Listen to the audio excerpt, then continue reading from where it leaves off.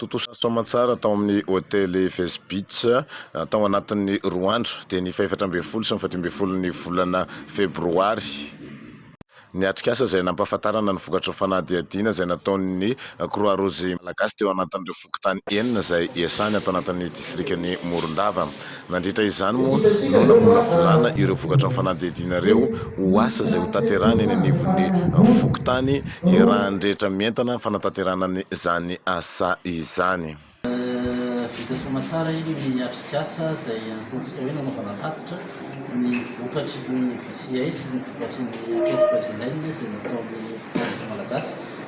Dia misy ny fametrahana ataontsika hoe planning angamba ny ilazako anazy planning d'activité.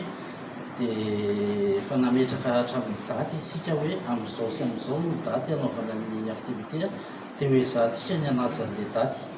Ny afaka lazaina angambany misy ny zavatra efa afaka atomboka dian'izao ary misy kosa ny zavatra izay ataontsika hoe tsy maintsy mbola miandry kely noho ny fiovaovana toetr'andro izay ataontsika hoe mety mbola misy ny orana dia tsy afaka manatokosa ny asa fa izay afaka atao dia tonga dia tanterahantsika manomboka ny farafaran'ny volana février sy andimby voalohan'ny volana mars.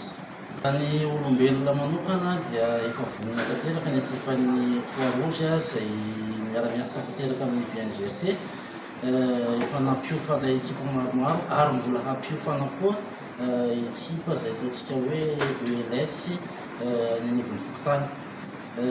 Mikasika ny fitaovana dia efa misy ny fitaovana tonga aty amin'ny faritra Menabe izay azontsika ampiasaina avy hatrany ohatra hoe ny motopompe.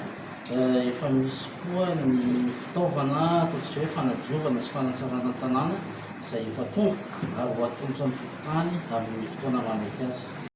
Nilaza moa ny lehiben'ny fokontany fa tena ilaina zao fanadihadiana zao sy ny asa nateraka ity fanadihadiana ity ary mamaly ny filan'ny fokontany amin'ny fiatrehana an'ireo ambana voajanahary mety hitranga. Izahay amin'ny fokontany moa zany raha ao amin'ny fokontany Ambaratonga dia faritra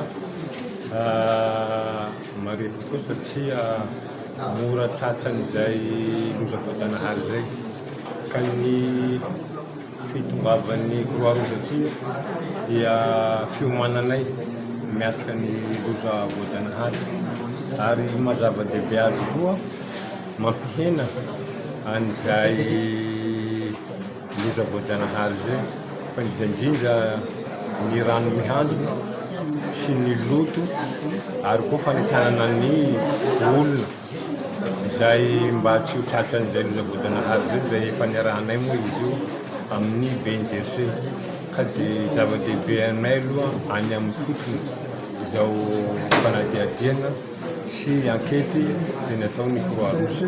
Efa nifampiresaka hatreto moa izahay ary efa nanambara mihitsy ny periody izay tanterahana ny asa ka vonona tanteraka izahay ary efa nomenay ny fotoana hanaovana an'io asa any amin'ny fokontany.